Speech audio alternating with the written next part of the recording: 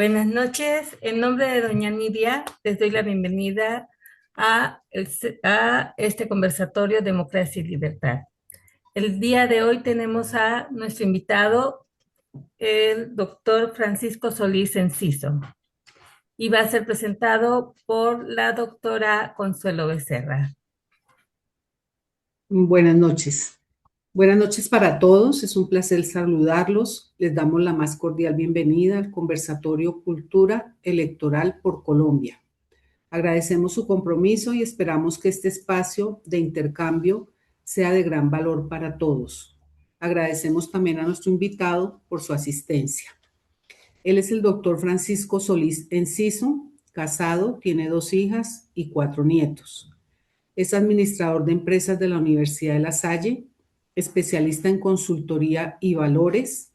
Tiene un diplomado en liderazgo de la Universidad San Buenaventura, la Red Business Network en Berlín, Ohio, aspirante a maestría en docencia universitaria no finalizada en la Universidad de La Salle, especialista en teología de la University International Ili Florida y un diplomado en alta gerencia de la ESAP, Escuela Superior de Administración Pública, entre otros. Algunas experiencias laborales desempeñadas: como decano de la Facultad de Administración en la Universidad La Salle, Bogotá; director de posgrado en la Universidad San Buenaventura de Medellín; director general en SICA International. En la actividad gremial y estatal se desempeñó como presidente de SADESALLE, Sociedad de Administradores de la Universidad de La Salle; como revisor fiscal de ASCOLFA, Asociación Colombiana de Facultades de Administración; como presidente de FECOLDA, Federación Colombiana de Administradores; como secretario departamental del Partido Salvación Nacional en el 2022 y 2023. Como conferencista y o docente en universidades como la Nacional de Colombia, la Javeriana, el Rosario, la Central, Externado de Colombia, La Salle, la San Buenaventura, EAFID, Pontificia Bolivariana, Politécnico Nacional, la Universidad Cooperativa, Pedagógica de Tunja, Francisco de Paula Santander, Universidad del Sinú, Universidad de Cartagena, Corporación Universitaria de Barranquilla, Policía Nacional, entre otras. Distinciones: Universidad La Salle, San Juan Bautista de La Salle, Servicios Alma Mater y la Sociedad. ADEXCOL, Universidad Externado de Colombia, Facultad de Administración, aportes a la profesión. Doctor Solís, tiene la palabra. Muy amable, Consuelo. Pues para mí es un honor esa presentación tan impresionante. Soy un colombiano común y corriente que se ha interesado realmente en procurar sembrar en nuestro país una cultura nueva a lo largo de la experiencia académica, gremial y empresarial que he logrado desempeñar y la parte democrática y electoral. Hoy voy a hablarles seguramente de algunos temas que para muchos es muy cotidiano, pero para otros de pronto queda en el aire un montón de cifras que uno desconoce. Estamos a 24 días de las elecciones y me pareció interesante hablar de unos temas que tienen que ver con nuestras elecciones. Y es la organización electoral en Colombia, cómo está conformada la organización electoral en Colombia. Partimos de la base que son dos grandes grupos. Uno es aparte de la Registraduría Nacional del Estado Civil y la otra es a través del Consejo Nacional Electoral. El registrador es elegido cada 4 años. El Consejo Nacional Electoral se elige por 8 años, pero ellos van rotando sus 9 magistrados de una y otra forma a medida que se van venciendo los términos. Pero quiero contarles algo. Por ejemplo, en la registraduría, ¿quién elige el registrador en Colombia? Entonces lo elige el Consejo de Estado, la Corte Constitucional y el Consejo de Estado, Corte Constitucional y la Corte Suprema de Justicia. Esos son los tres entes que cada uno coloca su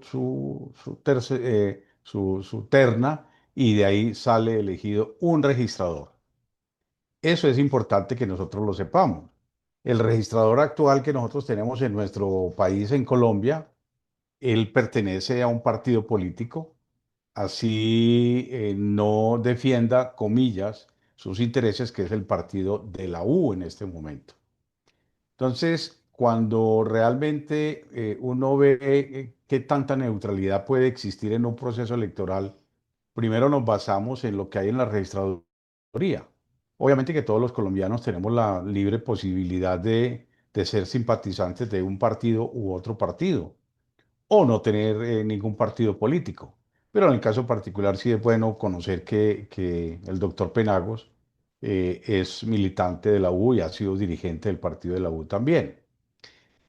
En esas ternas que son presentadas por el Consejo de Estado y la Corte Suprema de Justicia y la Corte Constitucional, eso hace que ese registrador sea evaluado particularmente con varios aspectos.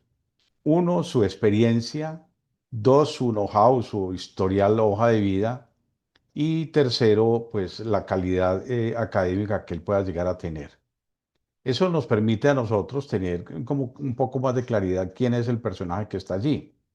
Sin embargo, casi que los últimos 5 registradores en Colombia han sido elegidos, a pesar de que viene por las cortes, han sido elegidos muy, muy, muy políticamente. Entonces, eso es algo a tenerlo en cuenta en estos determinados momentos. ¿Cuál es la principal función de la registraduría como tal? Primero, es lograr la identificación plena de todos los colombianos a través del registro civil, a través de las tarjetas de identidad, a través de la cedulación de los mayores a nivel total. Y eso hace naturalmente que haya un censo global de cuántos colombianos somos, cuántos hombres, cuántas mujeres y cómo está conformado eh, cada uno de los estratos o cada una de las edades porcentuales que hay en este momento en el país. Otra responsabilidad de la registraduría es no solamente la parte de la identidad, sino lo que tiene que ver con la logística en las elecciones, en el caso particular nuestro de Colombia. Entonces aquí miran lo que es el censo electoral en el país, que ya vamos a hablar de ese censo. Mira lo que es el nombramiento de los jurados eh, que van para estas elecciones.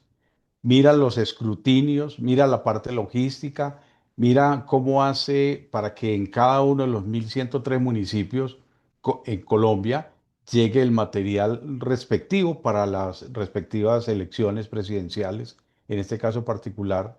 O sea que hace toda la parte del manejo de los escrutinios también y el manejo aplicado del software de contabilización de todo el proceso electoral en el país. O sea que la responsabilidad de la registraduría es inmensamente grande. Esta semana, el lunes, se reunió el registrador con todos los comandantes de policía al nivel nacional en la ciudad de Bogotá, pidiéndole el favor de que le garantice en los 1.103 municipios de Colombia la seguridad para poder llevar a cabo los comicios electorales. Porque recordemos que hay cerca de 400 municipios eh, que en población representa más o menos un 18% de los habitantes de Colombia que tienen serios problemas de orden público, serios problemas de acceso.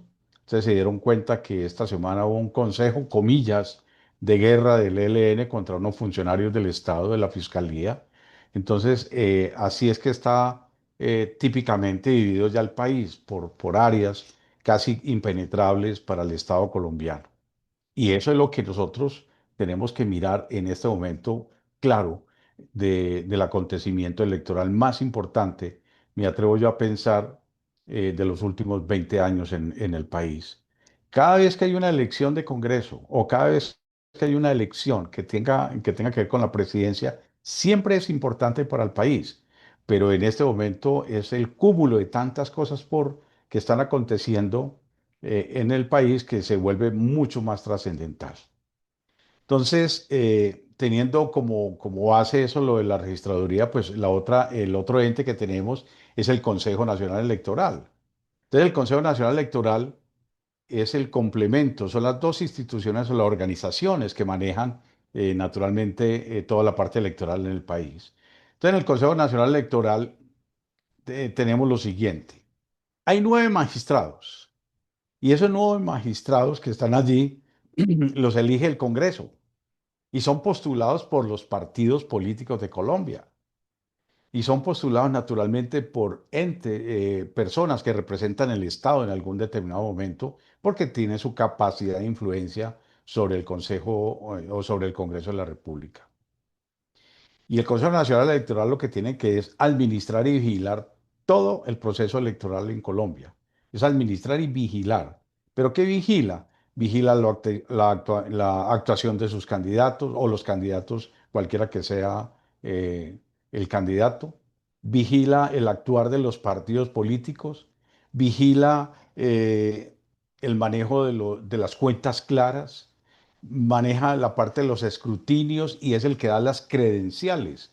Si la persona es electa, es quien valida los escrutinios, da las credenciales y así podrá posesionarse en su momento, bien sea en el Congreso o bien sea en las gobernaciones o alcaldías o en las elecciones que sean necesarias en este caso. El Consejo Nacional Electoral también tiene la posibilidad de revocar eh, mandatos y los ha revocado, pero revoca los mandatos de los pueblos, pero no de las grandes ciudades. No pudo revocar este mandato con todos los elementos que tenía para hacerlo y todas las cosas fallidas que se hicieron a través de muchas demandas. No tuvo el peso jerárquico que requiere ni el respaldo por parte del Congreso ni el respaldo por parte de las Cortes como tal. Entonces, lo otro que hace el Consejo Nacional Electoral es darle posesión al ministro, perdón, al registrador como tal. Pero mire, solamente para información clara, de los 9 magistrados, voy a decirles, uno es del Partido Verde de Colombia,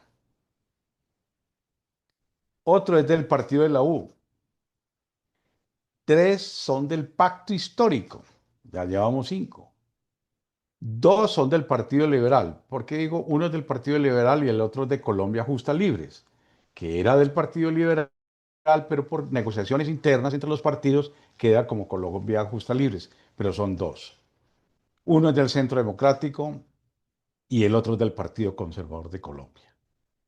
Entonces, cuando el, el, eh, el CNE tiene 9 magistrados, de los cuales los 9 son totalmente políticos. ¿Y quiénes los eligen a ellos? Es que lo delicado de esta situación es que ¿quién los elige? El Congreso de la República. ¿Quién los postula? Los partidos políticos. ¿A quiénes postula? A quien tenga mayor capacidad de influencia en el proceso electoral. Aquel que permite que se le dé una personería jurídica o no se le conceda una personería jurídica a un partido o a un movimiento ciudadano. Obviamente que hay unos requisitos por cumplir, pero muchos de esos requisitos simplemente se convierten a veces saludos en la bandera.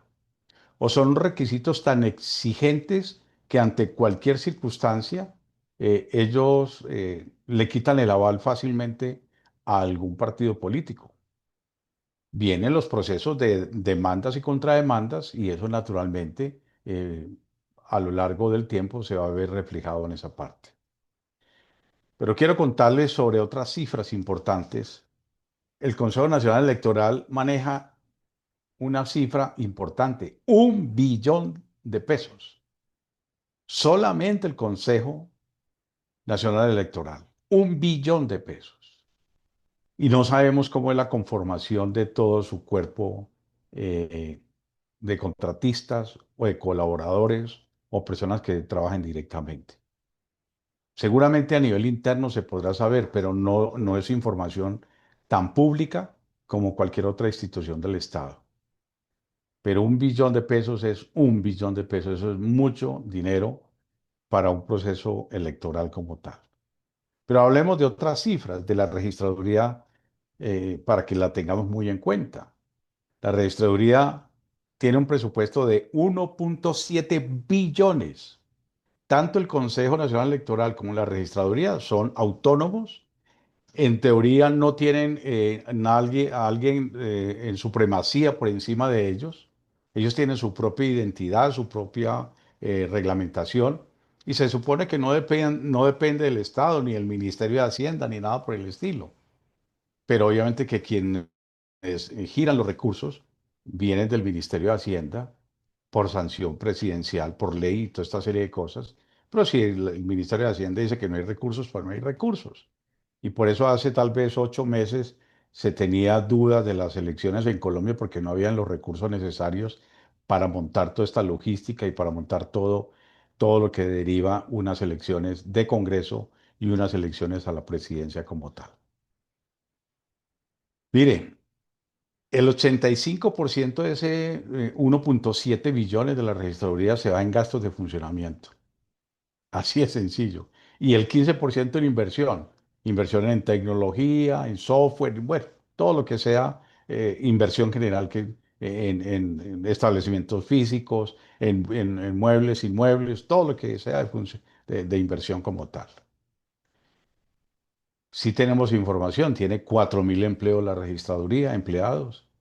Tiene 4.300 personas contratistas que están apoyando el proceso en este momento a la registraduría a nivel nacional. O sea, que casi que es el doble del número de personas que están contratadas directamente. Pero mire, para este proceso electoral son 33.000 personas adicionales que trabajan para la Registraduría Nacional de la República. 33.000. O sea que fácilmente podemos hablar de 45.000 personas que trabajan en la registraduría. Esa es una señora organización con unos recursos importantes y con una infraestructura muy determinante. Pero sigamos mirando cifras que nos interesan hoy ya para las elecciones. Lo primero es que ya hay un censo electoral establecido en Colombia para las elecciones presidenciales y la suma es de 41.421.973 personas que estamos habilitadas para votar en Colombia y en el exterior. 41,5 millones prácticamente. Eso significa una cifra importante para Colombia, pero recordemos que el voto en Colombia no es obligatorio. El voto en Colombia es simplemente es una voluntad del individuo, del ciudadano, por ejercerlo o no.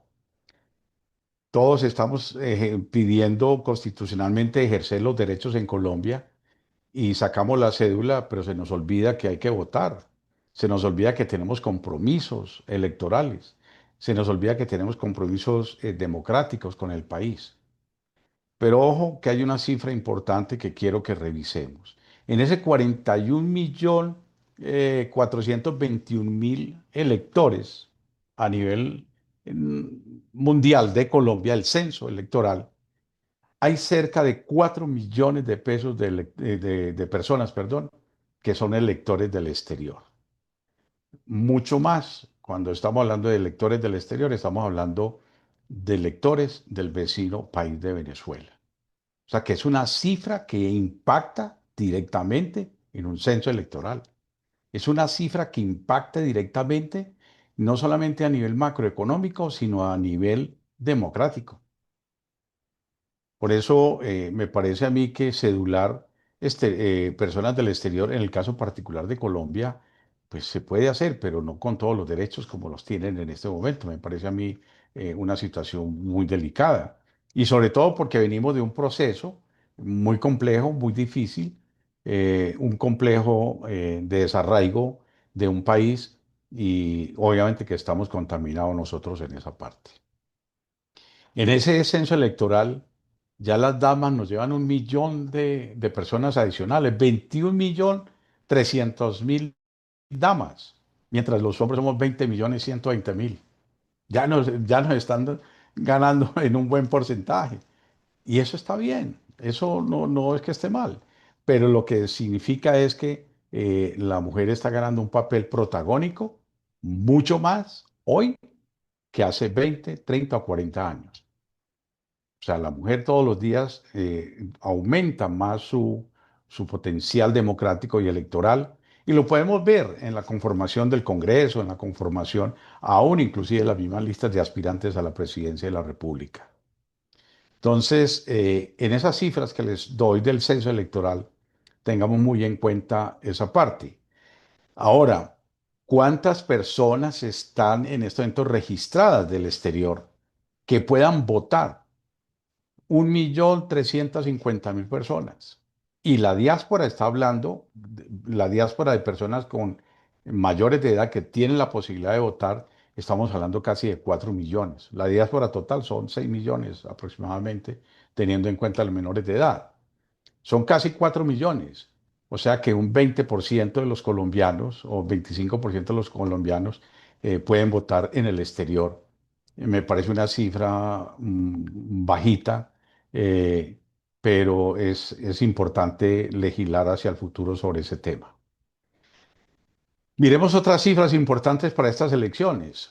Una es que vamos a tener 860.000 jurados. Esos jurados generalmente vienen de empleados públicos o vienen de las universidades o de algunas instituciones o gremios privados que previamente mandan un listado al Consejo Nacional Electoral, perdón, a la Registraduría Nacional de la República, y la registraduría toma la decisión de cuáles acepta o cuáles no acepta. Eso es muy importante, porque no todos los jurados, por mucho que se le diga que son jurados, eh, son transparentes, ecuánimes. Hace 4 años, con el doctor Laureano, que no lo hemos vuelto a ver por acá, y otras dos personas, nosotros instauramos una demanda de nulidad de las elecciones, porque los jurados tenían un problema, no todos, advierto, pero sí mínimo un 20% de los jurados en ese momento. Entonces el jurado como jurado, a él le eligen, vamos a colocar un barrio aquí en Medellín, en Laureles, ir a la mesa de votación en Laureles como jurado, pero él vive en Manrique. Entonces su cédula habitualmente está registrada en el barrio Manrique de la ciudad de Medellín. Entonces él va a Laureles, ejerce como jurado, pide un permisito de media hora, una hora, lo que sea necesario, y él dulce y tranquilamente va y vota también en Manrique como un voto porque su cédula está inscrita en el censo de allá. Entonces, los jurados votan en un tarjetón que se llama el E12, aspecto que muy poco colombiano conoce en ese momento. Entonces el E12 lo autoriza el registrador de ese puesto de votación, más las autoridades que estén en ese momento. Dicen, sí señor, Pepito Pérez es jurado, habilitémoslo para votar en esta mesa y ahí puede votar. O sea que ya hay una trampa de entrada. Pero a veces, algunos jurados, no contentos con ir a votar en Manrique y votar en el puesto de votación, también lo hacen haciendo, haciéndose de la vista gorda, eh, posibilitando votación de personas que no asisten a las urnas, pero que tienen la capacidad de votar en esa mesa o en otras mesas. Eso es delicado. Hay algo que viene, son 140.000 mesas. Esa es una frijolera de mesas en Colombia. 140.000 mesas y cada mesa tiene 6 jurados. Y yo nunca he visto los 6 jurados trabajando, sino casi en el momento de la apertura y en el momento del cierre de la urna. De resto son 2 o 3. Entonces, eso es falta de control. Hay como cifra récord, se estima que van a haber 1.700.000 testigos electorales.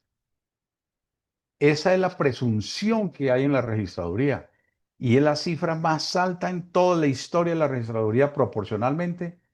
donde hay más testigos electorales. Pero ¿quién lo creyera que la mayoría de los testigos electorales tienen que ver con partidos diferentes seguramente a nuestra tendencia, a nuestro pensamiento ideológico? Ojo con eso.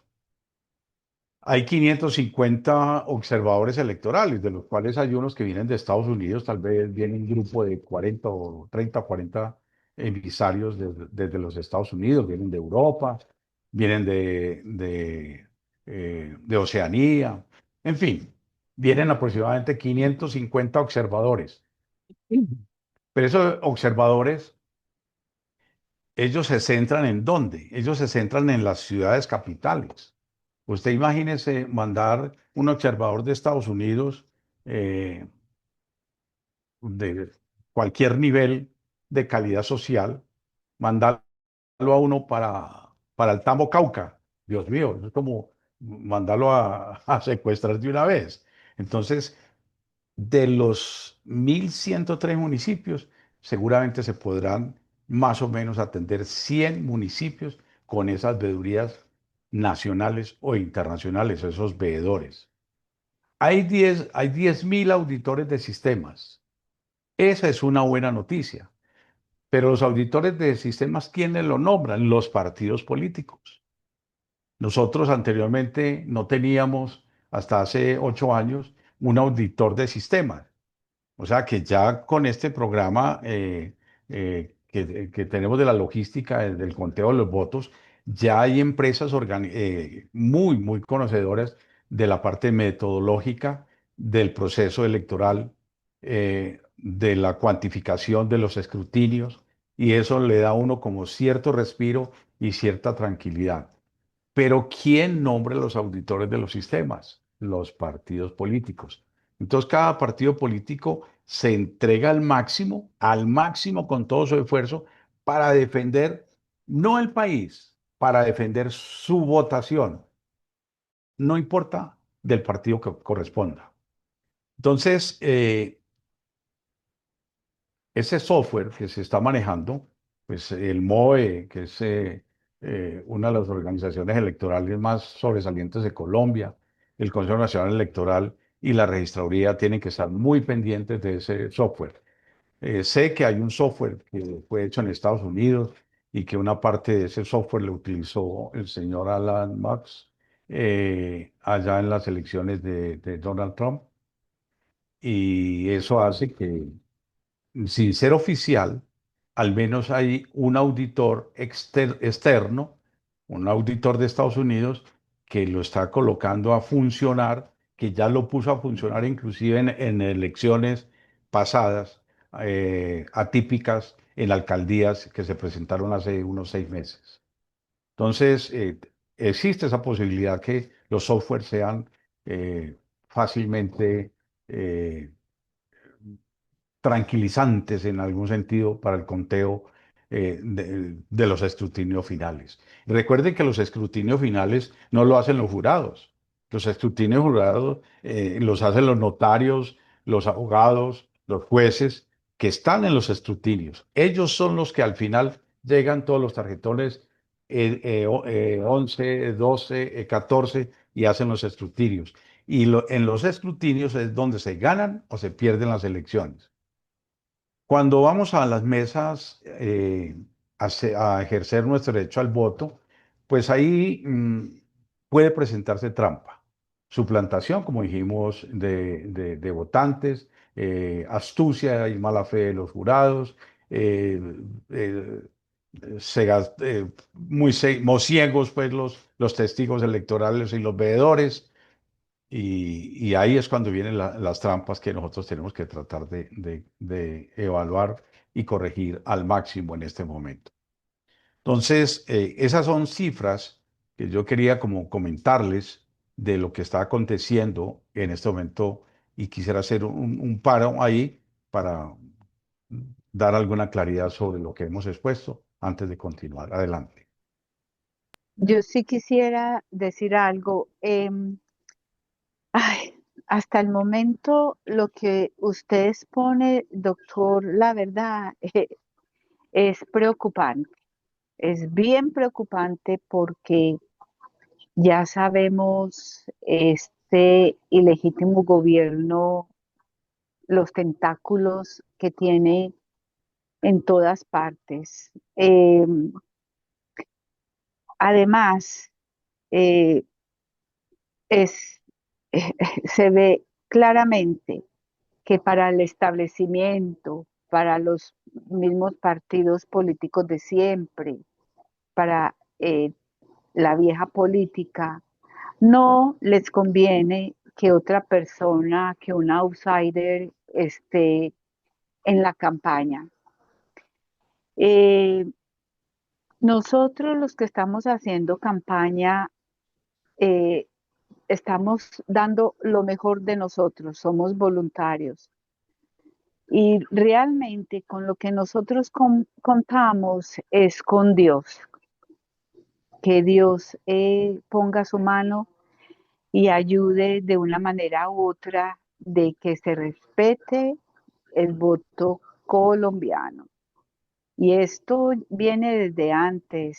Las elecciones ahora en marzo 7 se vieron muchas irregularidades, la compra de votos, las maquinarias.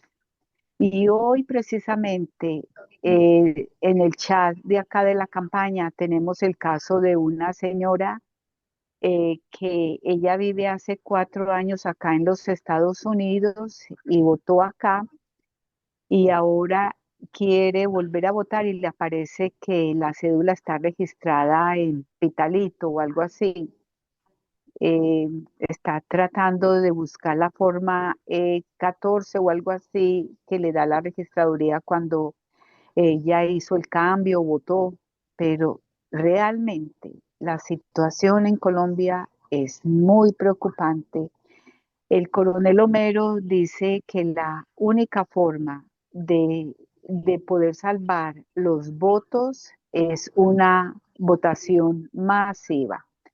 Bueno, eso es lo que yo quería decirle hasta el momento, muy interesante y se lo agradezco, todos se lo agradecemos y seguimos escuchando.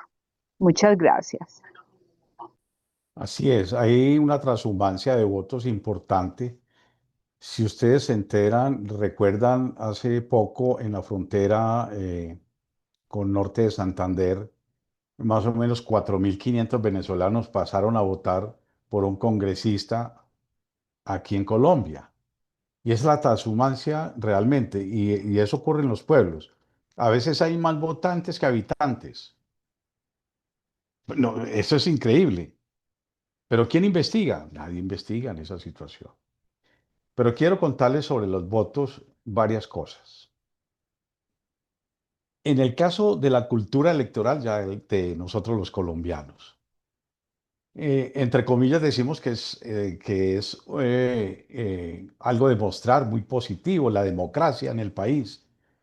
Y sí, digamos que sí, pero yo le digo que entre comillas, porque la infraestructura con que está montada la parte electoral en Colombia es muy frágil, es muy débil, es fácil de manipular y es muy fácil de derribar bajo cualquier circunstancia. Se presentan unas fisuras muy sensibles ante cualquier proceso electoral que se dé.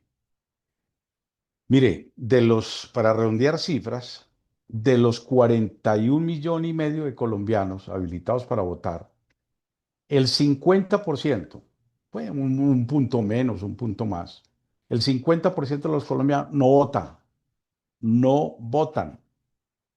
Ojo, y de los que votan, el 15% son clientelistas, o sea, que tienen un interés particular en su voto como clientelista de un partido, de un movimiento, de un color, de lo que sea. El 10% tiene influencias de poder o de violencia. El 10% de los votos. Yo recuerdo que cuando pasaron las votaciones de las gobernaciones y alcaldías aquí en Colombia hace 2 años ya, un poquito más, decíamos que le ganamos a Petro. Pues yo no sé qué fue lo que le ganamos. Sí, sí, dos o tres ciudades importantes, pero el 65% de los alcaldes y gobernadores en Colombia están relacionados con el pacto histórico. Igualmente con el consejo, igualmente con las asambleas, igualmente con los ediles. Entonces echamos voladores al aire y decimos, no, esto ya no lo ganamos. Nos ganamos aquí en Medellín tal cosa. Pero sí, pero es Medellín. Pero Antioquia lo teníamos fregado en este momento. Hay sitios vedados para la gobernación y para la alcaldía que no puede ingresar. Si eso es Antioquia. ¿Cómo está el Cauca? ¿Cómo está Nariño? ¿Cómo están los Santanderes? ¿Cómo está la Guajira? En fin. Entonces, la influencia de la votación por violencia o por poder de las armas es el 10% de la votación. Entonces es muy fácil uno sacar cuentas en determinado momento. El voto consciente, el que usted y yo hacemos, que no nos dejamos alinear por nada tan fácil, sino que queremos las cosas a conciencia, con razón, con inteligencia, no suma más allá del 15% real de la votación. Así de sencillo. Ojo, y a una cifra que le voy a dar importante, o que nos vamos a dar. Entre los votos nulos y los votos blancos es el 10% de la votación en Colombia. En los últimos años, hace 12 años, fue el 4%. Hace 8 años fue el 6%. Y hace 4 años fue el 5, casi el 6% de votos nulos. O sea, la gente no, nulos no, en blanco, perdón. No quieren votar. No le llenan las expectativas. Pero los votos nulos es otro porcentaje muy semejante al voto en blanco. O sea, es el 10% entre nulos y blancos, 15% del voto consciente, 10% el voto de influencia por armas o por violencia, el 15% por clientelismo y el 50% de abstención total de la votación. Los colombianos tenemos apatía a veces para las elecciones. Otra vez la misma bobada. No, los mismos de siempre. Y va uno a ver y tienen toda la razón. En el Congreso, contadas las personas con los dedos de las manos y los dedos de los pies, son los nuevos congresistas de Colombia. Pero el resto son la misma corriente. El hijo, el sobrino, el papá, el esposo, el tío, el abuelito, yo no sé. Todo sigue exactamente igual. Muchos de los congresistas que se van a posesionar están siendo investigados antes de posesionarse y ya tienen la credencial. Entonces, esos cambios no se dan. Entonces, la apatía se da porque la gente no tiene credibilidad en la clase final, en la clase política en este momento. Hay desinterés por parte de los colombianos. Yo conozco un grupo importante de colombianos eh, que cuando llegan las elecciones se van para su finca o se van de recreo. Y no, es que decían allá, igual yo tengo que trabajar, si yo no abro la empresa y no trabajo, pues no como o no hay empleo. Monten el que quiera, que nosotros aquí trabajamos. Entonces, esa es una cultura electoral errónea en el país. Es necesario volver a retomar una cultura, yo no sé si llamarla del voto obligatorio, pero sí del voto consciente en Colombia. Hay poca credibilidad de la clase política y es que realmente, si uno se pone a mirar la clase política, todos los que estamos aquí somos políticos, que estamos metidos en la clase política. El hecho que tengamos o no tengamos el poder en este momento es otra cosa, pero tenemos una intención política en ese momento. Y lo otro gravísimo en la cultura electoral colombiana es la corrupción. El colombiano no solamente vende su voto, ya no es por tejas y cemento y ladrillos, ya lo está vendiendo por lotes, ya lo está vendiendo por becas, ya lo está vendiendo por subsidios al adulto mayor, a los hijos, a los estudiantes, en fin, ya ese es el alto grado de corrupción. Miremos solamente en este momento, desde 4 meses antes de la ley de garantías, este gobierno hizo un contrato con 1.400.000 contratistas por más de 32 billones de pesos. 32 billones de pesos. Contratistas que tienen que cumplirle al pie de la letra con los votos. Eso no es que, no, sí, yo me comprometí con 5 y voy. No, usted tiene que comprobarlo y si no le quitan el contrato y si no, olvídese que sigue bajo cualquier circunstancia con ese nivel político. Pero es que eso no es del pacto histórico, eso es de casi todos los partidos políticos. Entonces se empieza a negociar. Mire, yo voto, pero es que acordate que mi sobrino y mis 4 compañeros de la universidad necesitan cargo, necesitan puesto. Eso es todos los partidos, todos, absolutamente todos. No hay ninguno que no. Correcto. Aquí la meritocracia no está ganando, sino es la burocracia la que está ganando. Entonces la corrupción juega un papel importante en esta cultura electoral en Colombia. Lo segundo es que el Estado, como Estado, está coaccionando a los votantes, lo está coaccionando con sus programas, lo está coaccionando con las amenazas que hacen permanentes, por ejemplo, sobre la nueva constituyente, sobre el nuevo del salario mínimo adicional, que si no le aprueban tal cosa. En fin, es un voto coactivo que hace, que lo maneja la presidencia de la República y aún el mismo Congreso y aún algunas cortes para que el voto vaya direccionado hacia un lugar en especial. Entonces, el Estado colombiano, lo otro que no permite es que yo no he visto ninguna campaña, una campaña cultural a través de los medios de comunicación, televisión, en redes sociales, a través de la radio o a través de los medios escritos, donde se le dé información elemental y clara a cada colombiano o a todos los colombianos en cómo ejercer el derecho al voto en Colombia, cómo votar. En la formación educativa, ya en las escuelas, los intermedios, las universidades o las tecnologías, no hablan nada de democracia, hablan de otras cosas muy, muy diferentes. Entonces se está desestimulando la cultura electoral en el país desde la misma educación. Y el gobierno a él le interesa que entre la gente, entre menos tenga conocimiento electoral, más fácil pueden manejar el barullo o la politiquería o el populismo como tal.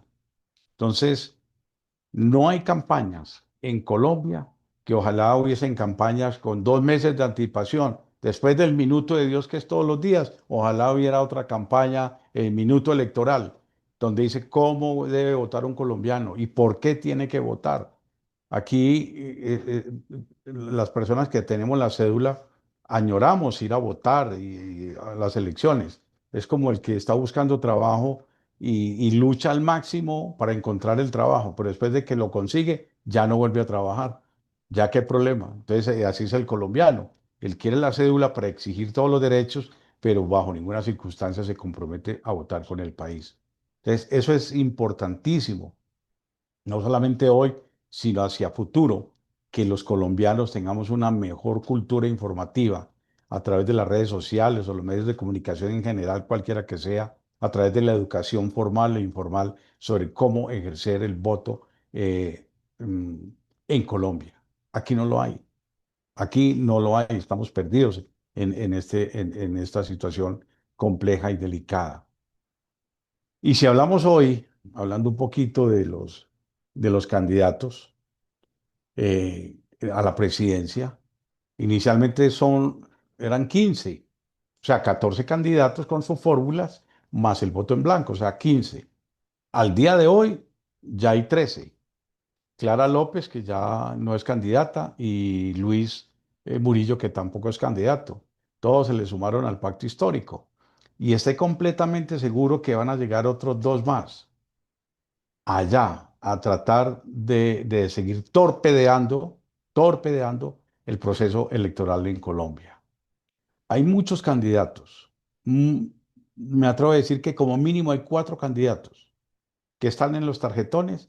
Es para que vean que sí, su nombre apareció en un tarjetón. Yo no le veo razón de ser. ¿Cómo es que partidos, no quiero dar el nombre para no herir susceptibilidades, partidos de una mínima minoría, es minúsculo lo que tienen? Inclusive son partidos que son partícipes del pacto histórico, y están participando aquí con personas de reconocido prestigio. Entonces, por el hecho de figurar en un tarjetón, prefieren estar ahí. No, me parece que no hay coherencia entre lo que se piensa, en lo que se siente y en lo que se dice y en lo que se hace. Entonces, muchos de esos candidatos que están ahí van a tener serios problemas, porque el umbral se tiene previsto que el umbral en la parte electoral para presidente está por el orden de 800.000 votos. Si usted no obtiene 800.000 votos, no tiene derecho a que le repongan una moneda de peso. Nada. O sea, pero ¿cuánto vale un voto? 8.287 pesos. Eso es la reposición que le hacen a un candidato que supere 800.000 votos. 8 por 8, 64.000 millones de pesos. Así de sencillo se los ganó el hombre superando los 800.000. Pero yo estoy seguro que 5 o 6 de ahí ni siquiera llegarán a 200.000, y eso siendo muy optimistas. Cuando eso se da, ese candidato queda con lo siguiente. Primero, no tiene reposición de votos. Segundo, queda con todas las deudas del mundo encima. Tercero, si le han entregado anticipo, ese anticipo como que se perdió. Pero para poderle entregar anticipo, de pronto hay unas pólizas. Y esas pólizas están amparadas con bienes, con finca raíz o con títulos valor. Eso no es fácil, o sea que van a perder el dinero. Y cuarto es el estatus político. Entonces, participar uno como candidato para obtener 30.000 votos, 50.000, 80.000, vaya al carajo, eso no vale la pena. Y esos son, por eso es la multiplicidad de esos, comillas, 13 candidatos que hoy aún están vigentes con el voto en blanco, naturalmente. Entonces, cuando usted como candidato, el Estado le financia, le entrega 8.287 pesos por cada voto, usted hace cuentas y dice, un momentico, yo voy a hacer mis cuentas claras y digo que me gasté esa plata. Y es cuando viene la corrupción al interior de cada partido. Si algo yo tengo que reconocer es a este concejal de Bogotá, se me escapa en este momento el nombre Briceño, de Briceño, Briceño. perfecto. Ese hombre es todo un caballero. Ese hombre obtuvo más de 200.000 votos y no se gastó 400 millones de pesos. O sea, eran como 16.000 millones de pesos que tenía derecho por su votación. Y él dijo, no, no, es que yo no me gasté sino 480 millones. A mí devuélveme los 480 que me gasté. Ese es un hombre con carácter. Ojalá fueran muchos de los briseños y los políticos en Colombia que están acá. Pero yo que he tenido la oportunidad de observar muchos partidos políticos, ellos aumentan los gastos, aumentan con el propósito de que no entró la plata, pero sí van a desangrar el Estado quitándole capacidad a los colombianos en ese sentido. Entonces, hablando de ese tema, entonces es importante que nuestros candidatos, los que queden ahí, sean personas que tengamos la oportunidad de evaluar conscientemente. Y aquí juega un papel importante que son las encuestas. Aquí las encuestas, ah, mire, quien paga la encuesta es quien obtiene los resultados. Yo no voy a pagar una encuesta para perder. Más tonto sería yo pagar una encuesta para decir, ay, voy perdiendo. Que viva la democracia. No, no, no. Yo pago la encuesta y yo pregunto lo que a mí me importa, porque tiene un sesgo la pregunta que van a decir, no, hay que apoyar a Francisco, un ejemplo, ¿correcto? Porque esa pregunta tiene un sesgo. Los estratos en los cuales se están haciendo las encuestas, con todo el respeto por los estratos, pero el 75% de los encuestados son estrato 1, 2 y 3. 1, 2 y 3. Y solamente el 15% son 4 y 5. ¿Correcto? El otro porcentaje fue que ni siquiera contestó. Hay encuestas que tocaron la puerta, pero, no, no, no, no, aquí no. Y eso tiene que quedar registrado. Eso tiene que quedar registrado. Entonces, preguntas tan obtusas y poco importantes, le preguntan a quiénes están en el estrato 1, 2 y 3 entre las 8 de la mañana y las 4 de la tarde. Generalmente está la señora, ama de casa, o está el señor pensionado, o está la persona con discapacidad, o la persona que no está trabajando, en fin. Y le preguntan, ¿usted conoce los presidentes de Estados Unidos, de Brasil, de Nicaragua, yo no sé qué? Pues el que va a saber. Te le dan el nombre Trump. Ah, sí, sí lo he escuchado. Entonces, unas encuestas como que no tienen nada que ver con las elecciones en Colombia y son unas preguntas tan obsoletas, tan capciosas, tan llevadas de todo juicio, que lo único que hacen es llenar papeles y gastar dinero en ese caso. Entonces, las encuestas, ya hay 5 encuestadores, ya hay una que sacó la mano ayer. Dijo, no, yo ya no sigo. ¿Por qué? Porque es que esto no está ni 5 es fácil. Las encuestas, lo que nos está dando a nosotros, a la población, es una presión psicológica y electoral de que va ganando el uno. Eso parece como una carrera de caballos. Bien lo dijo Germán Vargas Lleras, que está por allá en Estados Unidos, todavía me parece en la clínica. Él decía, esto parece una carrera del 5 y 6 de caballos. Apuéstenle al número 8, al 7, al 4, que es el que va a ganar. Y lamentablemente tiene la razón. Yo critiqué esa posición, pero él tiene la razón. Entonces, esas encuestas es una presión psicológica al pueblo colombiano, donde nos quieren meter ya en la cabeza que el que ganó fue otra persona que no es de nuestra corriente, ¿correcto? Es calentar el ambiente, es sembrar más brecha, es sembrar más distancia entre el pueblo colombiano, es sembrar más división, es que usted y yo nos agarremos por un candidato. A ese punto estamos llegando, los colombianos.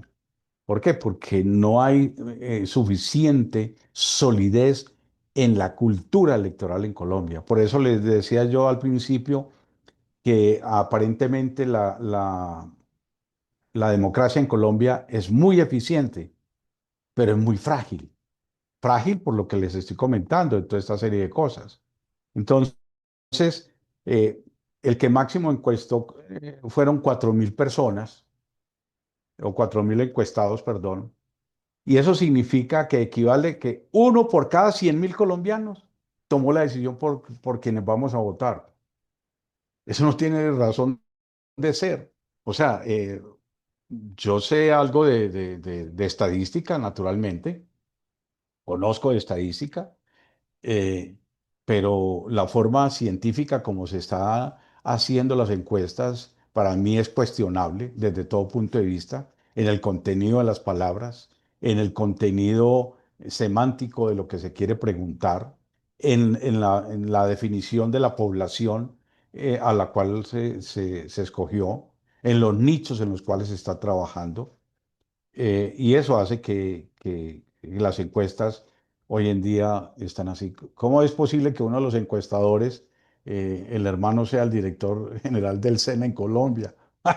Eso no tiene sentido, pagados por el mismo Estado. Eso no tiene sentido. Y así todos son contratistas del Estado. Entonces calientan el ambiente y vuelvo y le digo, uno por cada 100.000 habitantes de Colombia, 100.000 habitantes con derecho al voto, ¿no? Uno por cada 100.000 habitantes toma la decisión por 100.000. Eso no tiene razón de ser. Yo no le creo a esas encuestas. El gobierno lo que quiere es infundarnos miedo, quiere seguir originando mucha más corrupción de la que hay en este momento, quiere tapar su pésima gestión, quiere tapar los escándalos que están ocurriendo, quiere manipular la información como a él le provoque y bien le venga en gana, quiere generar una nueva constituyente, un día sí, el otro día no, que al otro sí. Bueno, y todo vamos cayendo en cascada en esa situación. A mí me preocupan dos cosas. Uno, que ganemos las votaciones. Eso me preocupa. Ganamos las votaciones, pero perdemos las elecciones. Me hago explicar. Lo que pasó en Venezuela es exactamente igual. Ganaron las votaciones, pero perdieron las elecciones. Así de sencillo. Eso me preocupa a mí en Colombia. Y finalmente es en las campañas electorales. En las campañas electorales, la mayoría de candidatos, sin excepción alguna, están trabajando por los raseros, con los bajos instintos. Bajos instintos es ataques rastreros en todo sentido de la palabra, contra la dignidad de la persona, contra el libre pensamiento, el libre albedrío, contra la misma inteligencia. Palabras sin argumentos, populismo. Se paran en la cabeza como en ese jueguito de sapo que sale ahí y con un martillo sacó y le pega al otro. Se están parando en la cabeza de la misma gente. No respetan los escenarios. Todo parece un show para todo, para todo. Y eso es lo que Colombia está viviendo, es un pan y circo. Y los votantes estamos comiéndonos enterito esa situación del país. Mire, estamos abriendo heridas tan grandes, que no hay ningún medicamento, ni ningún arrepentimiento que nos permita sanear las heridas que se están causando los colombianos. Los de la izquierda, ellos saben que lo que quieren hacer es destruir la nación, pero aquellos que estamos en otra ribera, en otro espectro de nación, nos estamos rompiendo las vestiduras, nos estamos acabando entre nosotros mismos. Todas las campañas. Entonces, no podemos, no se puede seguir jugando con los votantes como usted o como yo en esa situación. Estamos llegando al punto en que todo le apostamos al número 7 o al número 9, al caballo que va a ganar, al que le falta una patica, al que le falta un ojo. Eso es lo que está pasando. Entonces, no caigamos en ese juego. Mi sugerencia respetuosa es: hagamos un análisis desinteresado, claro, qué es lo que necesita Colombia, qué es lo que necesita el país, qué necesitamos los colombianos. Y seguramente cada cual dirá, voy por este porque este sí, y el otro voy por este otro porque este también. No, yo no quiero tomar partido con ningún candidato en este momento, sino los que están a la derecha nuestra, hacia la visión y a la perspectiva que tenemos acá. Y yo considero que habrán dos personas, que es Paloma Valencia y Abelardo de las Priella, que están más o menos orientados hacia lo que el país requiere en ese momento. Los dos tienen cosas importantes por hacer por el país, más que discutir, más que lanzarse en agua, más que ataques, más que cualquier cosa. Somos los 54 millones de colombianos que están acá, de los cuales 41 millones y medio tenemos la capacidad de decidir. Y ojalá no sean los 20 o 21 millones de votantes solamente. Ojalá llevemos a las urnas, ojalá así sean 30, 35 millones de votantes. Eso no es fácil si no hay una campaña, si no hay un interés por parte del Estado y por parte de los partidos. Entonces, bueno, quería haberles compartido en este espacio este conversatorio de la cultura eh, electoral colombiana en este momento. Cualquier inquietud, y ahí sí, ya con mucho gusto. Muchas gracias, doctor Solís. Alexander Rabinovich. Gracias, Pere. Doctor Solís, gracias por su presentación y quería preguntarle, pues usted está describiendo un sistema electoral colombiano no solamente viciado, pero también fallido. Y quisiera saber, en su opinión, cómo se puede arreglar. ¿Qué recursos tenemos para ah, aliviar este cáncer electoral que padecemos? Gracias. Esto no se puede resolver sino a través de una reforma electoral. y una reforma electoral eh, casi que hecha por tres sectores clásicos que son: uno, hecho por el ciudadano, no importa que sea cualquiera que sea su profesión; otra por el Estado y otra por los partidos políticos. Y cuando hablamos del Estado hablamos naturalmente de la justicia, hablamos de las cortes, hablamos del Ejecutivo como tal. Porque cuando hablamos de la clase política directa es el Congreso de la República. Cuando se hace una reforma electoral sin ningún vicio de la izquierda, buscando lo que es lo correcto, lo que es lo indicado, es la única forma de que se logre un cambio significativo en Colombia. Una reforma electoral que implique el voto obligatorio, pero no porque tenga que ir a votar, no, el beneficio que tiene de ejercer libremente su voto, el ejercicio y el beneficio que tenga como ciudadano por ese voto. No solamente de elegir y ser elegido, sino otros beneficios mucho más que eso. Cuando usted y yo votamos, nos dan un papelito, si usted quiere el pasaporte, el 10% de descuento, y si quiere tal certificado, el 10%, y si quiere en un concurso a nivel del Estado, tiene prelación. Sí, eso está bien, pero es que Colombia no necesita eso, Colombia necesita mucho más. Qué bueno decir que los nuevos votantes que quieran emprender empresa, el Estado tiene la posibilidad de apoyarlos hasta tal situación. Pero bueno, eso ya es de la reforma electoral. Esa reforma electoral tiene que ser dada a través de la misma constitución política. Y eso no tiene nada, absolutamente nada que ver con la nueva constituyente. Pero la reforma es volver el voto electrónico en Colombia. Pero para volver el voto electrónico en Colombia necesitamos tener absoluta seguridad de los manejos de los software a nivel integral del país, que sí se puede hacer, sí se puede hacer. Elon Musk tiene unos programas maravillosos, ya he tenido la oportunidad de revisarlos, de trazabilidad desde el voto, desde que usted lo haga hasta que hicieron el conteo total. Pero Colombia no tiene eso. Echa la ley, echa la trampa. Lo otro, naturalmente, que para nosotros es claro, es a nivel de la educación. Hay que invitar al colombiano desde la misma escuela de formación sobre el ejercicio electoral, cómo se elige un edil, cómo se elige un diputado o un concejal, y así sucesivamente, porque eso ya no se está enseñando. Aquí se está enseñando es otras cosas muy diferentes. Se está enseñando eh, LGTBI y otras cosas muy diferentes, geografía irracional y otras cosas. Pero sí es a través de una reforma electoral y se requiere un buen equipo de trabajo para ello. Gracias.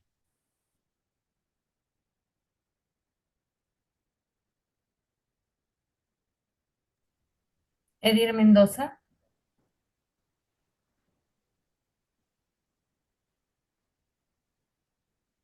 Edir.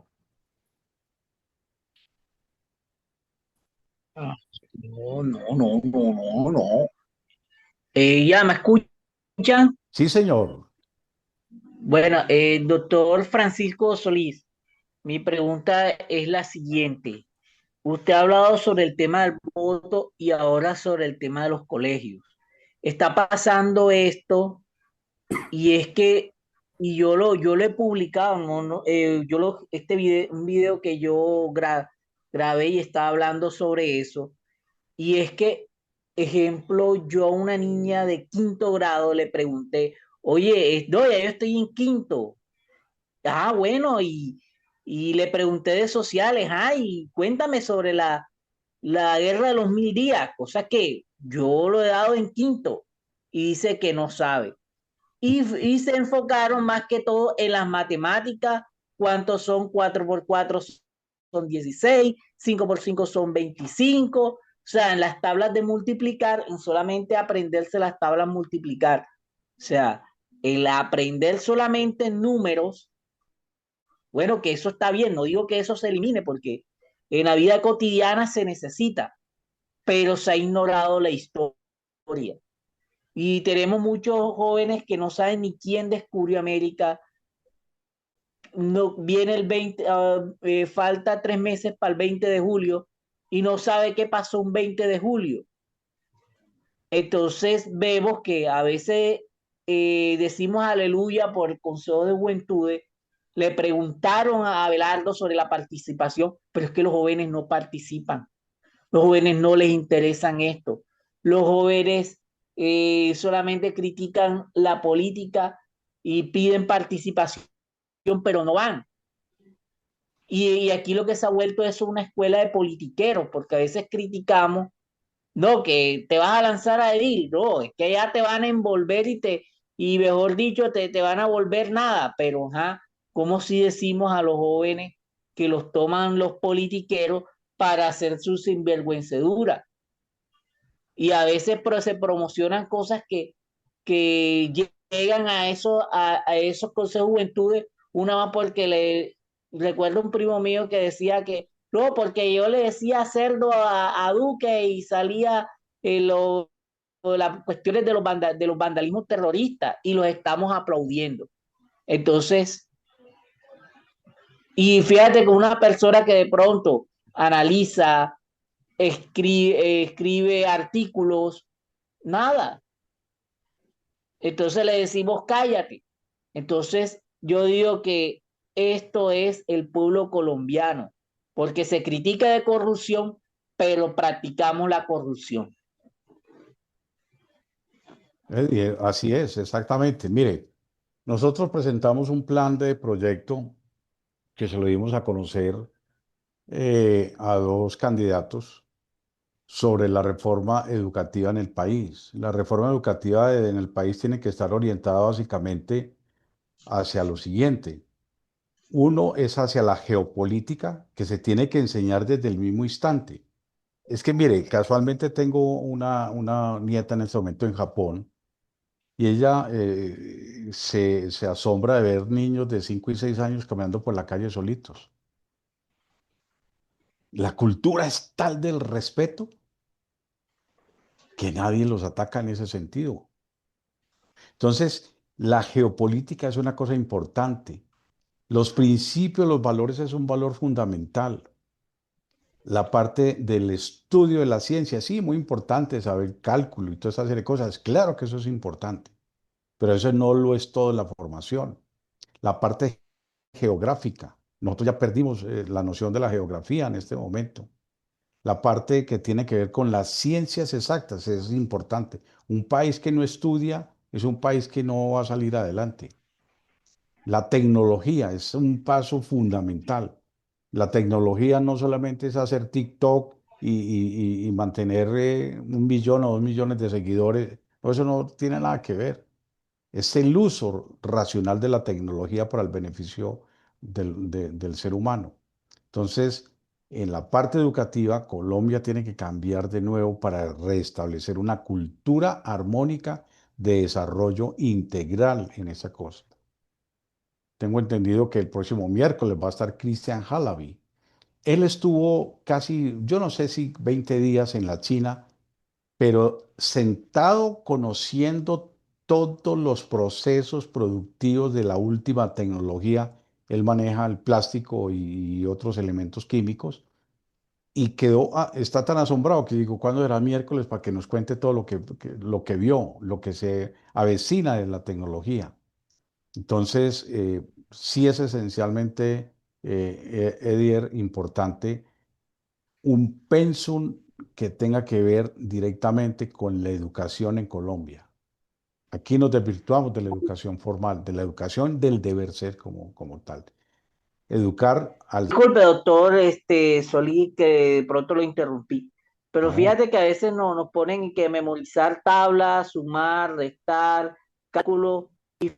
Fíjate que es que a la hora del tema financiero, la gente no sabe cosas que desconocen y cosas de inversiones, cosas en que, por ejemplo, tú puedes poner tu dinero en ahorro, cuánto puedes tardar.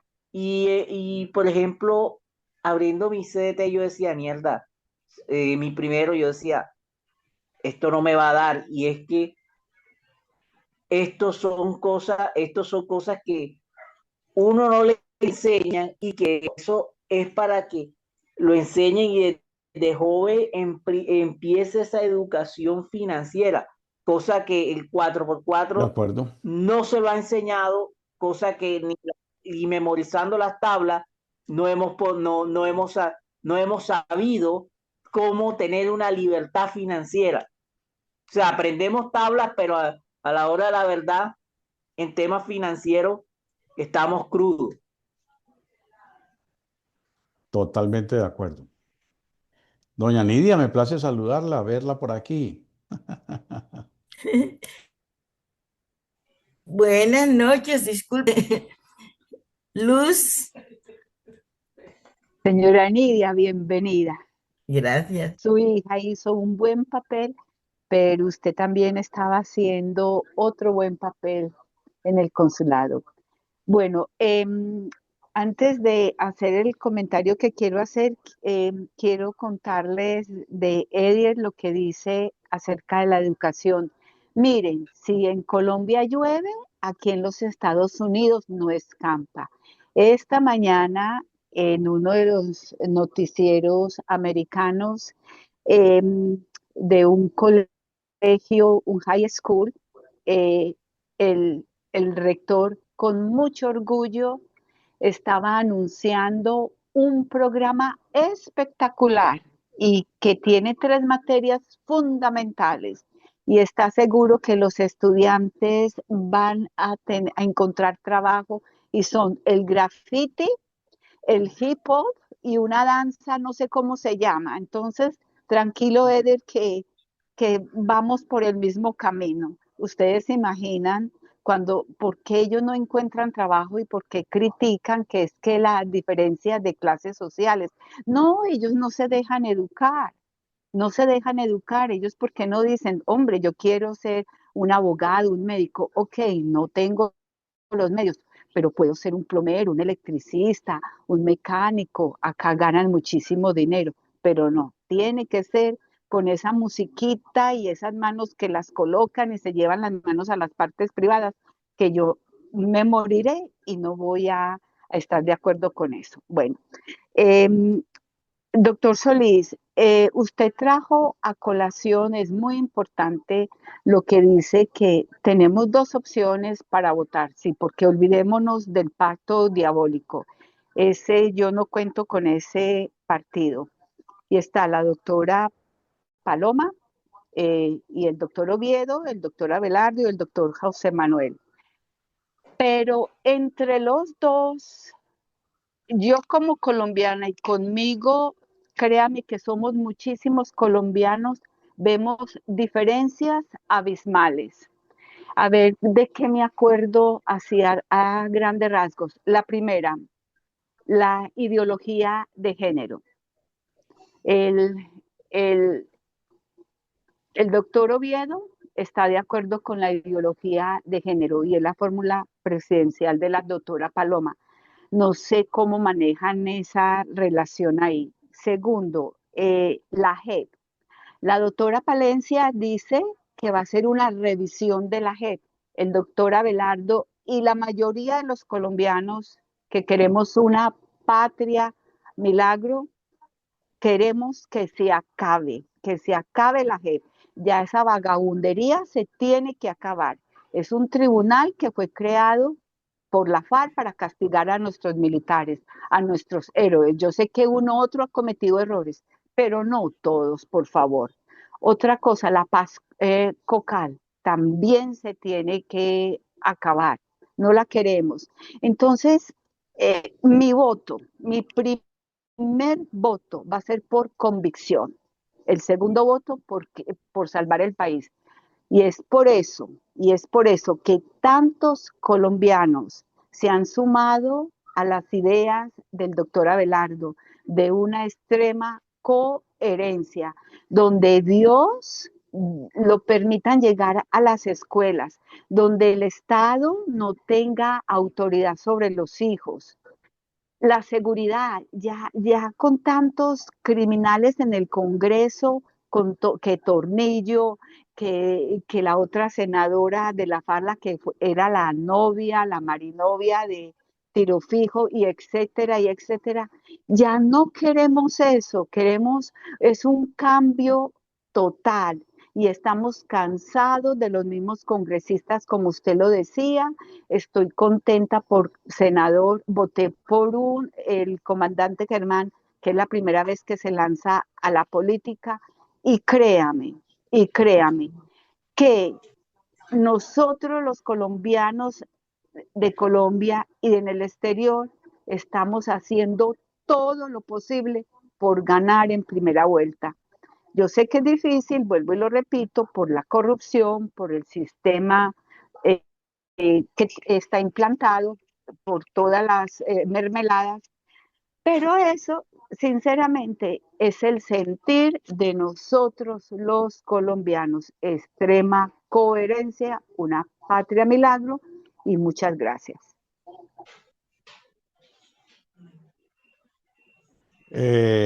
Mi percepción, gracias Luz, mi percepción es que en primera, estas elecciones no salen en la primera vuelta. No salen porque hay un peso del pacto histórico muy importante, sobre todo el andamiaje electoral en el país. Si nosotros logramos superar la primera vuelta sin que este señor ni siquiera llegue al 40%, tiene una viabilidad muy grande Colombia. No pasa la primera vuelta porque estos han preparado y se han gastado toda la plata del mundo. Y vuelvo y le digo que la democracia como espíritu es muy bonita y muy sabrosa, muy elegante, pero es muy frágil con todo lo que está pasando en este momento. Yo no estoy de acuerdo en una respuesta que dio el señor registrador, que equivocarse es de humanos, que un error pues lo puede cometer la registraduría, pero es que errores como el pasar de 4 de la tarde a 5:30, una hora, la jornada de votación, eso no es un error, eso es un delito para mí. Un error en que recientes elecciones pasaditas, a las 4 de la tarde iban 560.000 votos y a las 12 de la noche llegaron a 2,5 millones. Eso no son errores. Esa es la fragilidad con que se tiene la parte estructural de la democracia en Colombia. Con respecto a lo que usted dice de los candidatos, yo me reservo mi concepto en este momento. Conozco personalmente las dos personas. Yo fui director programático de Salvación Nacional y fui director de Salvación Nacional en Antioquia. Y yo conozco perfectamente o tengo un acercamiento muy claro a lo que se pretende de uno u otro partido. No hay sino dos. Tiene usted toda la razón. Pero no podemos sentarnos. A quienes vamos a elegir en Colombia no es al vicepresidente. A quien vamos a elegir en Colombia es al presidente de la República de Colombia. Si usted mira a los anteriores vicepresidentes, partiendo de esta señora ahorita, que está, de Francia Márquez, ella nada, no hizo nada. Y si se volvió otro poquito atrás, tampoco. No, las decisiones las tiene que tomar el presidente de la República de Colombia, y para eso hay un programa de trabajo que está consignado en el Consejo Nacional Electoral y en la Registraduría Nacional de Colombia, y está consignado a los seguidores de los partidos respectivos, y es la única forma en que nosotros podemos entrar a evaluar. La parte de género, nosotros no podemos ir en contra de las normas que hay en Colombia, pero yo sí estoy de acuerdo en que no se debe estimular la ideología de género bajo ninguna circunstancia. Pero mucho cuidado que el uno o el otro, cualquier candidato, siempre tocan ese tema con guantes rosados. Sobre la JEP, es que la JEP, así quisiera, si yo fuera presidente, quisiera acabarla mañana, no puedo. Eso tiene una ley que la hizo, pero sí podemos ir desarticulando paulatinamente la JEP, que en cuestión, creo que eso da hasta el 2030, si no estoy mal, la JEP está oficialmente constituida.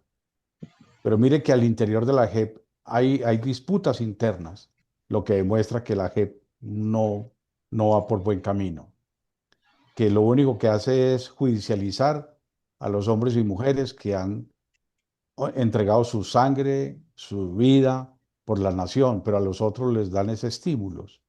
La JEP es lo más perverso que hay en este momento. Y bien lo decía mi coronel Romero, es que la paz con diálogo, eso ya pasó de moda. No, la paz se impone en Colombia, como hay que imponerla en Israel con Irán, o como hay que imponerla. La paz se tiene que imponer en Colombia, la paz no es de negociar. Si Álvaro Uribe Vélez no hubiera parado los bombardeos de la FARC en su momento, habían acabado la FARC, pero dejaron un reducto por respeto a los derechos de yo no sé quién, y ahí volvió y salió otra vez para arriba. La paz en Colombia es una posición personal mía, no se negocia con nadie, con ninguno, ni con narcotraficantes, ni con guerrilleros, ni con comunistas. Es que los principios y los valores son universales.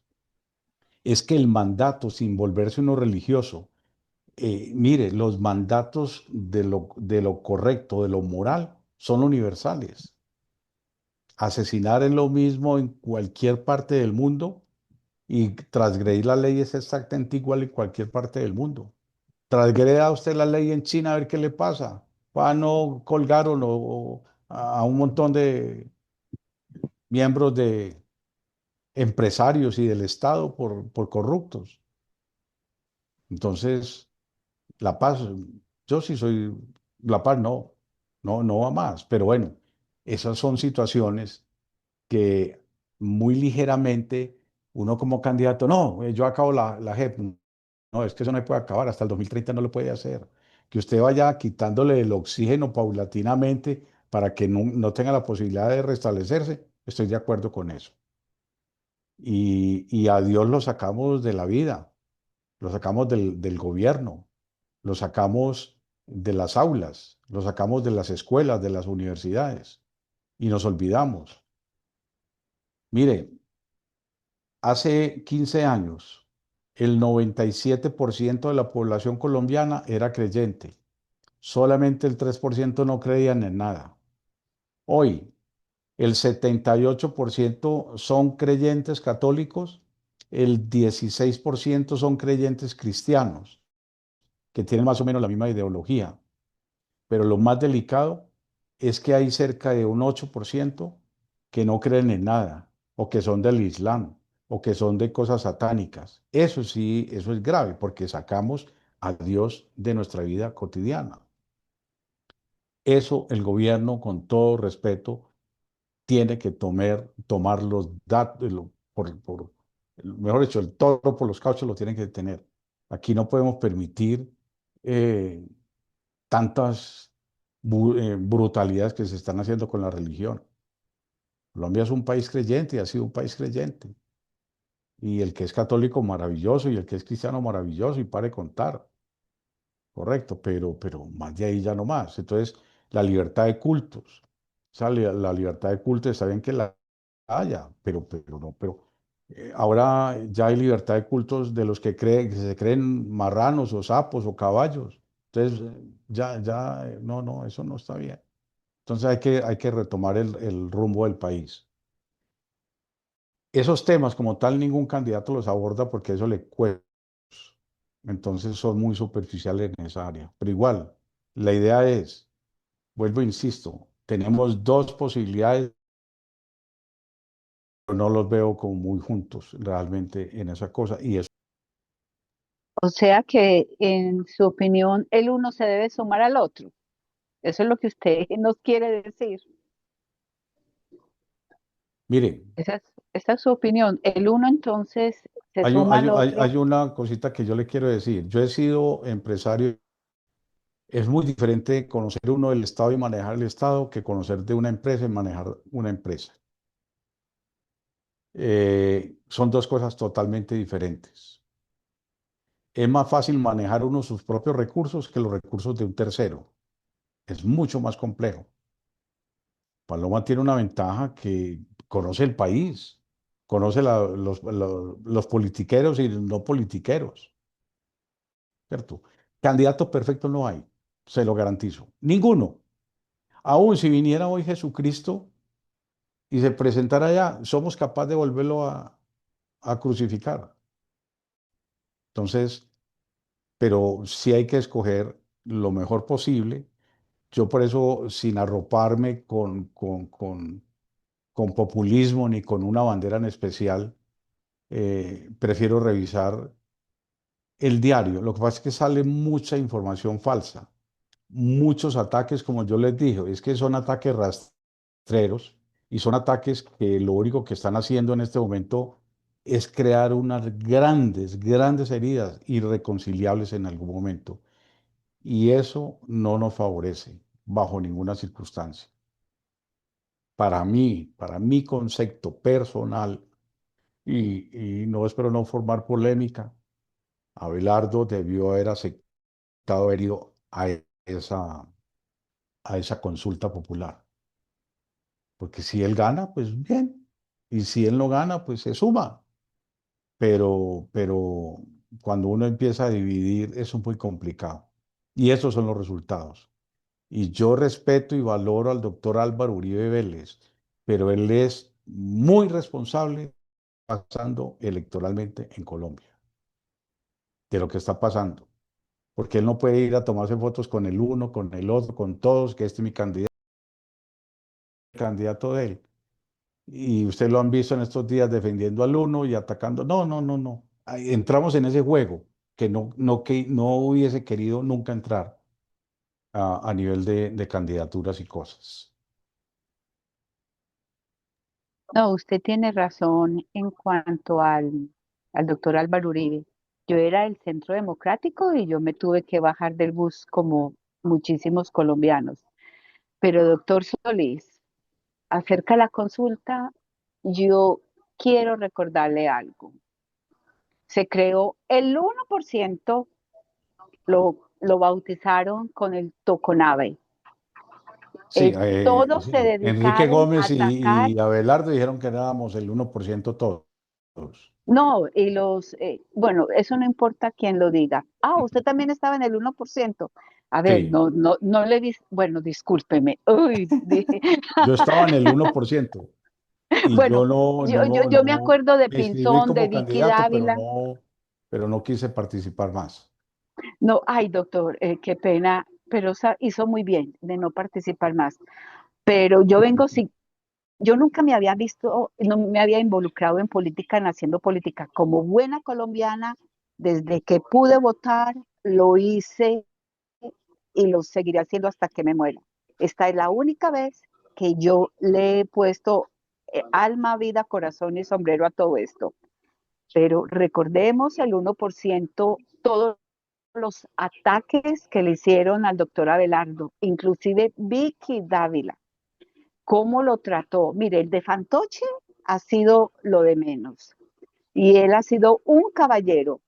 La campaña del doctor Abelardo ha sido muy clara con todos nosotros de no atacar a nadie, ni con golpes bajos, ni cosas por el estilo. ¿Qué pasa con los influencers?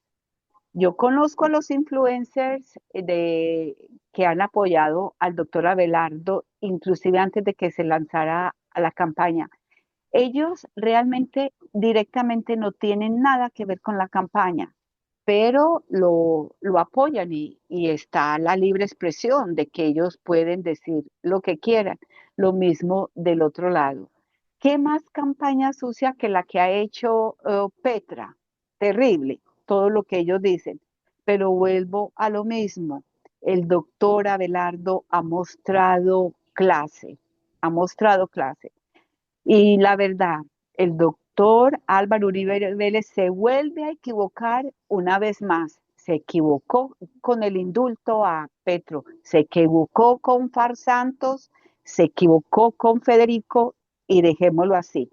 Ahora se equivocó con Paloma y el Centro Democrático no quiere aceptar que cometió un grandísimo error con el doctor Oviedo. Con tantos candidatos, ¿por qué tendría que ser ese? Yo sigo al doctor Fernando Londoño y él ha sido un abanderado, pues él fue el ministro de Justicia del doctor Álvaro Uribe Vélez y se bajó del bus también con Paloma.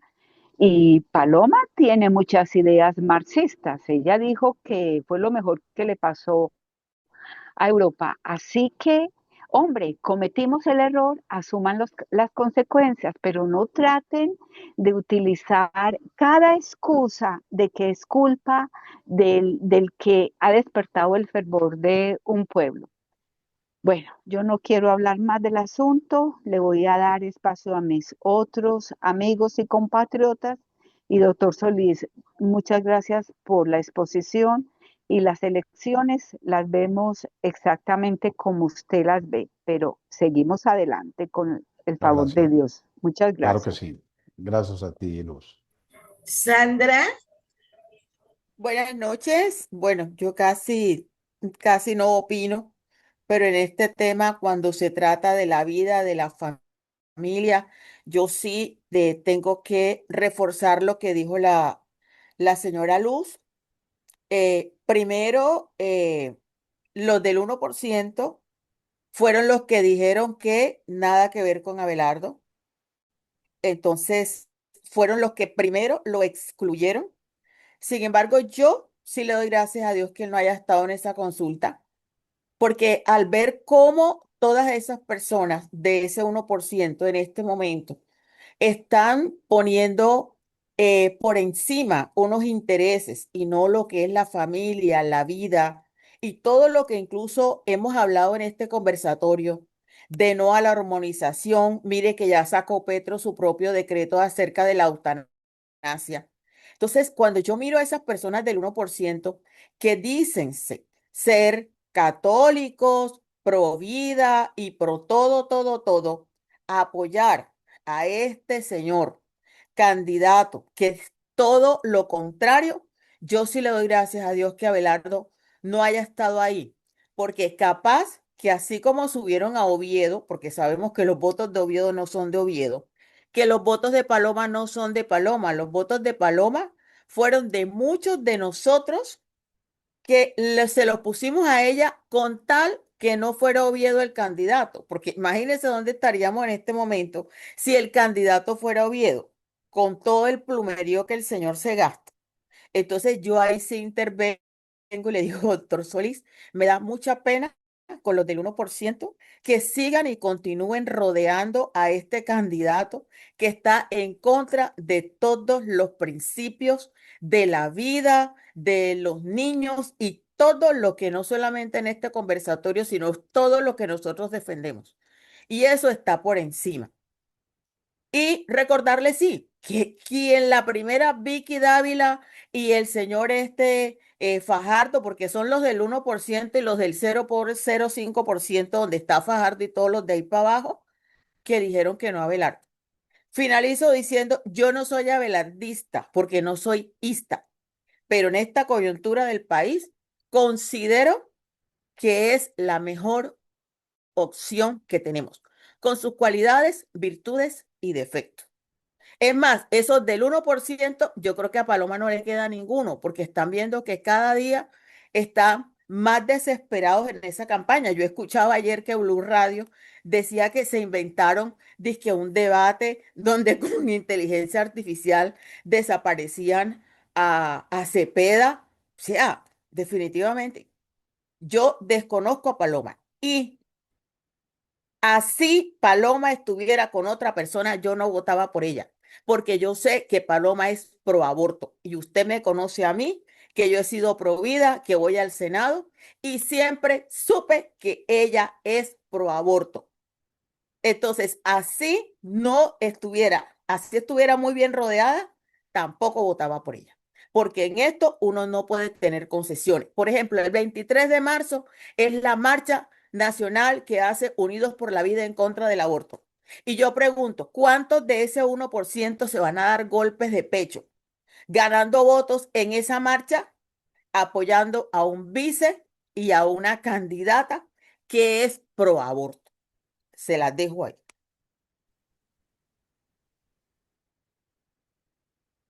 No, válidos sus comentarios, claro que sí. En este espacio, pues no vine a disentir, sino a mostrar lo que es la cultura colombiana en la parte electoral y democrática y decir que en medio de todas las circunstancias hay dos candidatos que pueden cumplir las expectativas para Colombia. Ya cada cual tomará su posición personal sobre el candidato Paloma o sobre el candidato Abelardo, eh, que es muy respetuoso. Lo único que yo llamo es a revisar con lupa las diversas posiciones y posibilidades y tomar la mejor opción por el país. Eso es lo mejor. Bajo ninguna circunstancia yo estoy de acuerdo con ningún otro partido político, ni con mucho menos con el pacto histórico en que continúen en el país, en el gobierno. Entonces, el ánimo es, nos quedan 24 días para tomar la mejor decisión posible y lo que sí es claro es que en la primera vuelta no va a ganar nadie, eso sí, estemos completamente seguros. Y si llega a ganar, me da miedo que gane por la estructura voraz que está haciendo el pacto histórico de mantenerse en el gobierno para tapar todas las cosas que ha hecho improbables. Es lo único que me da temor. Pero que gane Palomo, que gane Abelardo de la primera vuelta, no va a ser posible. No es posible todavía. Recordemos el censo que lo dijimos, 41,5 millones y yo hago las sumas y nadie supera 8 millones. Nadie. Buenas noches para todos. Un abrazo especial, Nidia, doctor Solís. El Señor de los Ejércitos los bendiga. Muy Amén. interesante la explicación sobre cómo funciona todo esto dentro del Estado porque ilustra y da un arma especial que es el conocimiento. Hay algo muy importante que usted habla, doctor, sobre la educación. Y realmente hay que volver por los valores, hay que hacer un cambio real en la educación. A estudiar la historia sagrada, la cívica, que eso que usted nos está hablando es parte de eso, de Claro. educación cívica. Carreño, me acuerdo de Astete, los valores, esto es supremamente importante. Y que los colombianos tienen que entender que los ciudadanos tienen derechos, pero que también tienen obligaciones. Y que una de esas obligaciones es determinar conscientemente quién es el que va a dirigir el barco, quién va a ser el timonel. Porque en la democracia un arma especial es el voto. ¿Qué se requiere de los colombianos? Realmente, que despierten, que no se vayan de paseo, no se vayan de Así es. rumba, sino que vayan a ejercer el derecho, porque si no, como dice el doctor Gaona, esta puede ser la última elección libre. Aquí no hay sino dos opciones, o un sistema democrático con valores occidentales o un totalitarismo de Estado. No hay punto intermedio. Ahora bien, en esto de la cuestión de las redes y la información y la desinformación, muchas veces vemos que en los movimientos de izquierda ellos son los especialistas para el manejo de la dialéctica y a veces se echan vainas y pelean, pero todas las peleas son de mentiritas. En cambio, en quienes están del otro lado, las peleas sí son de verdad. Y les dejo una reflexión. ¿Será que recuerden, divide y vencerás? ¿Será que en todos estos aspectos que están pasando, exacerbando muchas veces y calentando el ambiente, será que los amigos Los camaradas que siguen a Marx están como solamente observadores solitarios y expectantes, o están metiendo la mano por debajo de uno y de otro lado con operaciones de falsa bandera. Esperemos que en estas elecciones, con una votación masiva, con un ayudarse entre todos a cuidar los votos, se repita la experiencia del Perú. Y que Dios se apiade de Colombia, porque era el país del Sagrado Corazón y lo sacaron de la Constitución. Dios los bendiga. Totalmente de acuerdo, coronel. Así es, totalmente de acuerdo. Hay que volver, Colombia tiene que arrodillarse ante Dios. Es así de sencillo. Lo veo que sí. Bueno, yo quiero agradecerles a todos, a Alexander, al coronel Lomero, a Consuelo, a Luz, a Clara, bueno, todos los que están aquí, a Diana, a Nidia, Dilma, a Edier también que estuvo por ahí, todos los que están acá, realmente. Muchas gracias por el tiempo, por escucharnos. Importante orar por Colombia, por esta situación tan difícil y compleja que pasa en nuestra nación. Queremos lo mejor.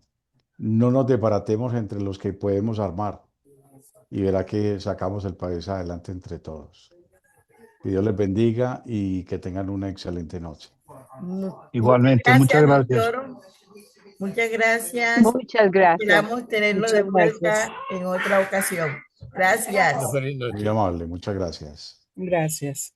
Buenas Hasta noches, mil luego. gracias. Gracias a todos. Bueno, feliz noche para todos. Gracias. Una feliz noche, bendiciones.